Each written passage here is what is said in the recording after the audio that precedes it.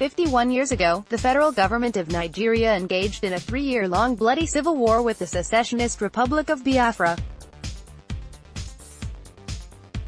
Many factors have been cited as being the cause of the Nigeria-Biafra War, which raged from the 6th of July 1967 to the 15th of January 1970. More than 3 million people, mostly women and children on the Biafran side, were killed.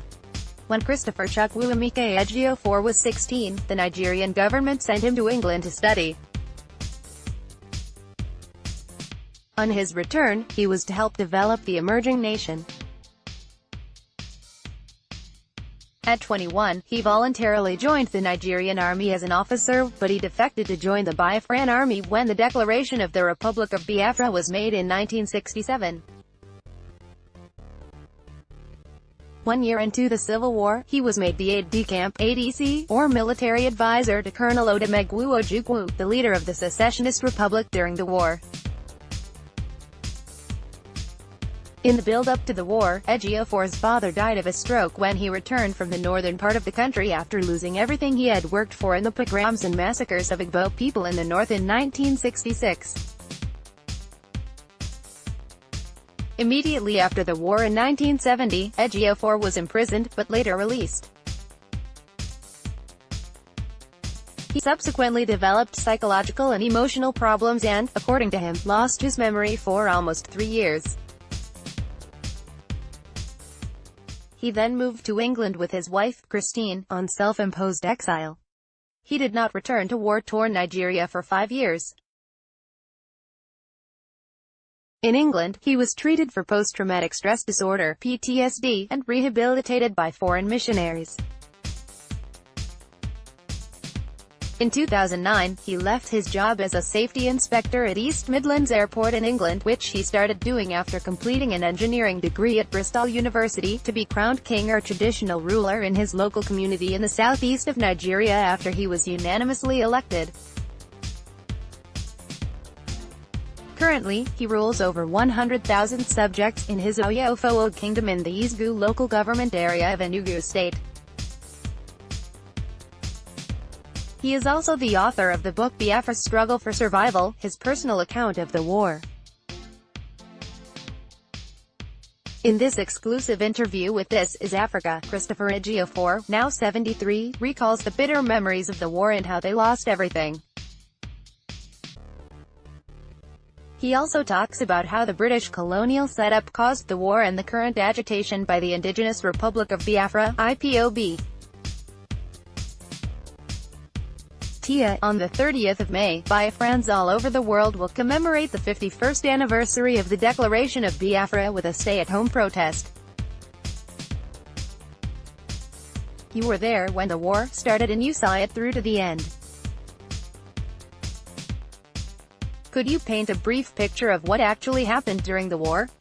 Christopher Chukwuemeka Ejiofor. The background to the declaration of Biafra was that Colonel Ojukwu was the governor of the eastern region, Adebayo was the governor of the west, Colonel Hassan Katsina was the governor of the north, and Gowon was the actual Republican president of Nigeria. They attended a conference at Aburi, Ghana, in January 1967.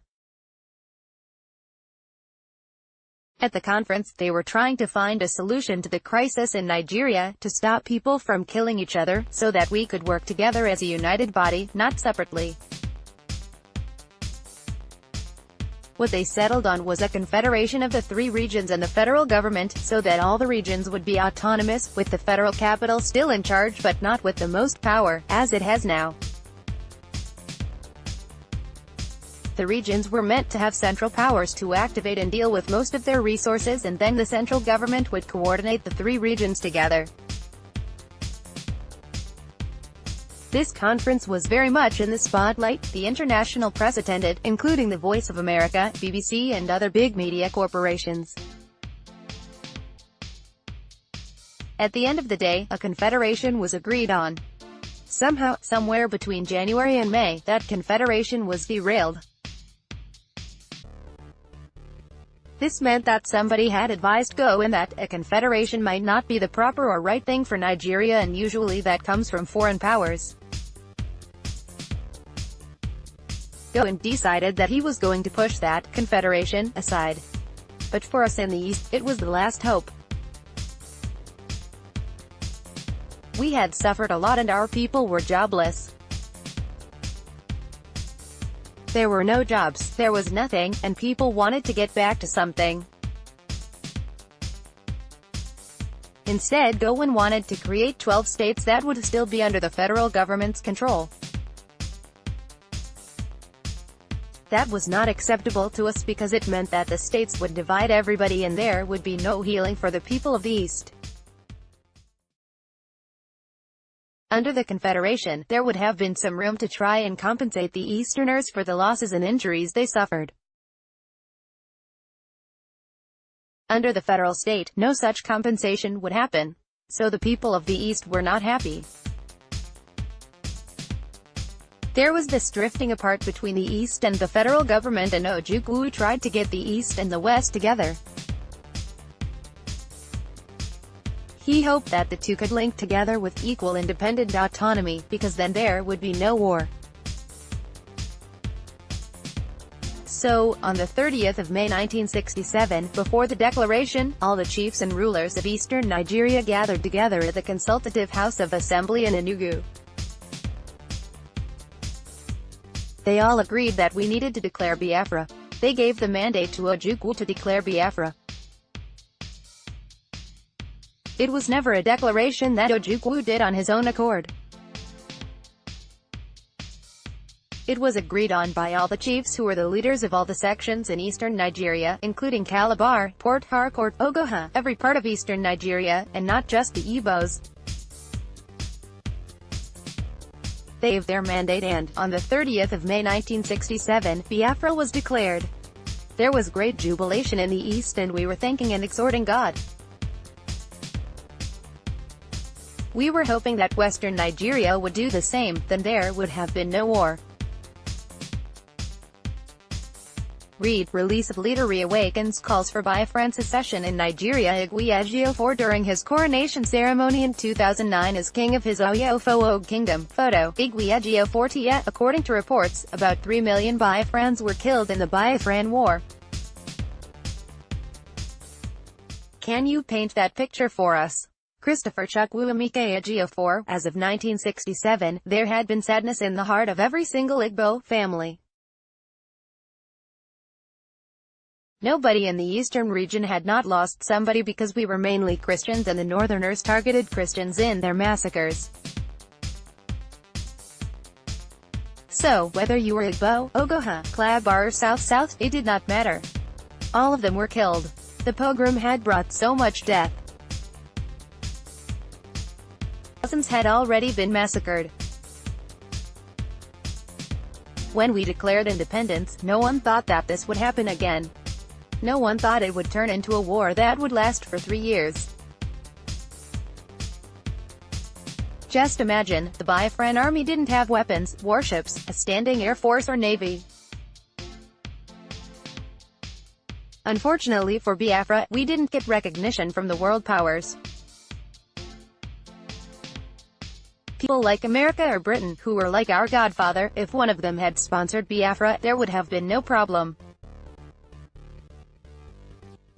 As you can imagine, those who fled northern and western Nigeria in the pogrom, and left their businesses and property behind, come back here jobless. Can you imagine that? They had no food, nothing. They couldn't get a job, and then the war started. My father was one such victim. He died of a stroke because he had lost everything in the pogrom in the north. Countless people died from the heartache of loss and not having anything to do. You talk about the war itself, the killing of people, and now women and the children are the most vulnerable, because when a city was overthrown, women and children had to move to a place where there was safety. Along the way, many died from starvation and lack of resources.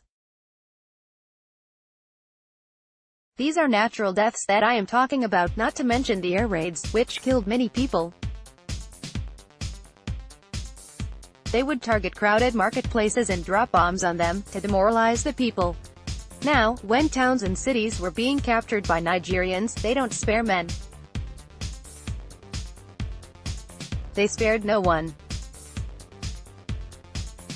At the height of the war, when Biafra had lost major cities, where would people get food from? People were dying of starvation. The worst part were the children who died of malnutrition. Now we are talking about 3 million as an underestimation. Nobody has the actual statistics. We were burying people in mass graves. You are talking about every city, losing thousands of people every day. Children were camped in refugee camps. I personally used to go to camps near Umuahia and every day people were dying there. I took many of the worst cases to Queen Elizabeth Hospital in Umuahia. When I returned the next day to see my clients, they are dead. The British Army told the Nigerian Navy to blockade Port Harcourt so that people could not escape. We were marooned. I don't know how to describe it all fully, but you can see that I am painting a picture of the tragedy of the combination of loss of lives, earnings, homes, food. In fact, we were marooned. The British Army told the Nigerian Navy to blockade Port Harcourt so that people could not escape. If you look at Britain during World War II, they would make an escape route and send a warship to take away those who were sick and wounded to safer countries, where they would be till the war ended. There was nothing like that for us. London, November 13, 2015-106 Biafra IPOB protest. Photo, David Holt, Likertia. After the war, the federal government introduced the 3 Rs, reconciliation, reconstruction and rehabilitation. How honest was the Nigerian government after the war in addressing the losses in the southeastern and south-south regions? Christopher Chukwuemeka Ejiofor, it was only eastern Nigeria that suffered, no other regions suffered. Easterners were running the airways, the army, corporations and all the civil service positions. After the war, nobody came back to anything because our positions had been given to people whom they, Northerners, didn't see as threats. Would you sack that person to give me back my job? Even if that was put in writing, it wasn't put into practice. In other words, it was just a theoretical statement made to deceive people and make them think that they were reconstructing. Personally, I was in the UK and when I visited my home after the war, we had no running water. All our running water infrastructure was totally dilapidated. Before the war, the Americans had come and helped to put in a water system that was usable, but after the war, none of that helped. I had to raise money in the UK through my parish for a borehole to be sunk at my place. So you tell me what the people who were supposedly reconstructing and rehabilitating did. Even as we speak, most of the roads and infrastructure in the eastern region are dilapidated. We are still suffering from the lack of power, even though, before the war, we had a more consistent power supply than we have now. So what has gone wrong? The Nakalagu cement industry doesn't work, the coal mine doesn't work, even though we still have large coal deposits in Enugu, but nobody is talking about it.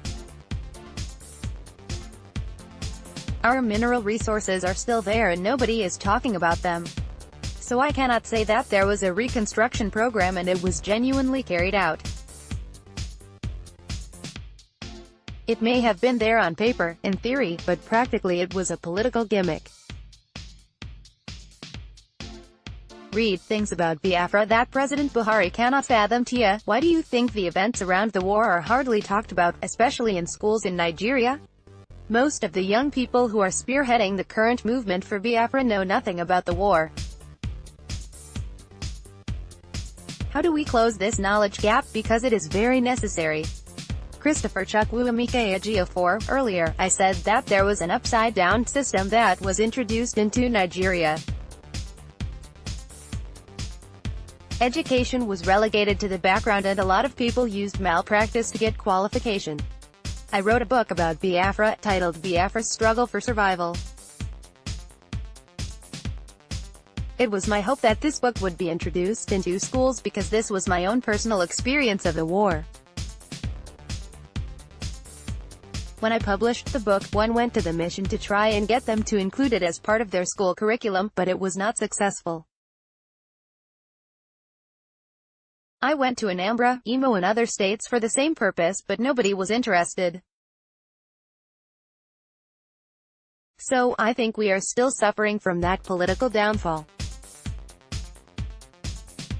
We have not come to our senses yet and realized that we need to reverse the upside-down way of doing things that was forced on us. We have shifted our emphasis from this wider, broad-based knowledge to making money. Everybody wants to be a millionaire, build big houses, be a lawyer, politician, and when you have become one of these, then you have made it. These days, the emphasis is on how to make it. If I don't make it, my mates will laugh at me. Our educational values have been lost. We must bring that back. I came back here to try and educate my people to follow the right pattern and achieve what they want. We need people who have that consciousness and who will bring back those values. They need to sacrifice the comfort of big cities to come home and teach people. Ojukwu Ejiofor seated in an 8-foot-tall scepter, adorned with cherubs from where he rules his subject with a staff of authority in his left hand. Photo, Ojukwu Ejiofor Tia. Do you think Biafra will achieve independence without another painful war? Christopher Chukwuemeka Ejiofor. Yes, that is my hope and belief. For me, my vision for Biafra is for the Easterners to look inward and develop all our cities. No, we have factories in Aba. Other cities should have its industrial development to be serving the masses of not only Nigeria, but Ghana too. That is not creating a Biafra but economic power. You need economic power to be able to set up a state. You cannot set up a state like we had in Biafra then when we have nothing to base ourselves on. But if our people decided right now that, rather than investing everything up there in Abuja, Lagos, let us take 1/3, say 30%, of what we are investing outside and bring it back to our homeland and develop all the states of our region, then you will find people coming from different countries of the world to trade with us. And that is what I know politicians will not allow to happen if you put it at the federal level. It should be done by the Southerners themselves, and it should be an in-house discussion. In fact, we have neglected our home, and that is what Ojukwu used to say to Igbos, that they should be ashamed of themselves that they have neglected their homeland while they live in big cities. Why do we not emulate people like Innocent Motors, who is building car factories here? Why can't we get our Nikalagu cement factory running again? Why can't we get our coal corporation and railway running again? They use talk about power, but we used to have the OG power station, but what happened? Do you know that during the Biafran War, students abroad bought airplanes for Biafra? We had our own airline then. So these are the things we should look at ourselves. We should be saying, let us develop our economy in the East. Let us have our own airlines, shipping industry. Let us concentrate and get an itcha to have a harbor developed properly. If we had these things, nobody would want to fight us because we would have economic structure and power. The major thing that killed Biafrans during the war was that we thought we were Christians, and so American Christians, Italian Christians would recognize us and help us. That never happened. The major thing that killed Biafrans during the war was that we thought we were Christians, and so American Christians, Italian Christians would recognize us and help us. That never happened because all they were interested in were business resources. The Muslim people, because of their religion, had ties with Saudi Arabia and all the North African countries, and they supported them during the war. It was through those countries that Russia came to support Nigeria. The Igbos should not be naive but politically sensitive and know that we need to have our independence first before we have the power to negotiate. Flag map of Biafra. Photo, Wiki Commons. Tia, do you think that some of the factors that led to the Nigerian Civil War are still present today? Christopher Chukwuemeka Ejiofor, the Nigerian-Biafra Civil War should never have had happened, in my opinion. Because of our naivety, we embarked on a war that should never have happened. However, the factors that led to the war are the colonial setup that came to take over Nigeria, and when they came, they brought with them education. Eastern and southern Nigeria embraced education. Northern Nigeria was mostly Muslims, and they did not embrace Western education as much as the Southerners did. They maintained their Islamic systems. What happened in the end was that the Southerners were the ones who got the qualifications required by the British to run railways, airports, seaports, printing corporations and so on. You only got these people from the South. So, if you go to the North, most of the people running corporations were from the South. After Nigeria became independent, the Northerners realized that these people had taken over everything they had. So they created a system where they started eliminating the Southerners from the North. They introduced a system called the Northernization policy. My father was a victim of that policy. He used to work in a printing corporation. Ejiofor flanking call Ojukwu during one of the peace talks in Addis Ababa, Ethiopia in 1969. Photo, Biafra War Archive. What happened was that, in the 1950s, all the Igbos were made redundant. They were all kicked out, to be replaced by Northerners. Lots of people were kicked out and being replaced by people who are not qualified. If you go the Army, the Air Force, the same thing was there too, because the Southerners occupied top positions. And it was the British who gave them those positions. We didn't give it to ourselves. In protest, the Northerners created the quota system, which meant that 50% must come from the North, 25% from the West and 25% from the East. That injustice meant that many people were not picked or selected based on qualification or merit. After the first coup, General Aguiyi Ironsi, who happened to be from the South, tried to amend this system through Decree 34, so that you got promotion based on your qualification or merit. But the Northerners kicked against it, hence the coup that killed him.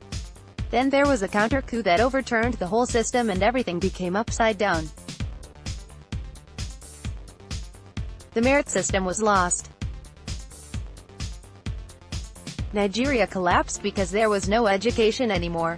People buy their qualification and use malpractice to get their qualifications. This started in the north of Nigeria, before independence, when they were trying to catch up with the Southerners. If you are a teacher teaching in the north, if the Hausa children write your exams, you dare not fail them.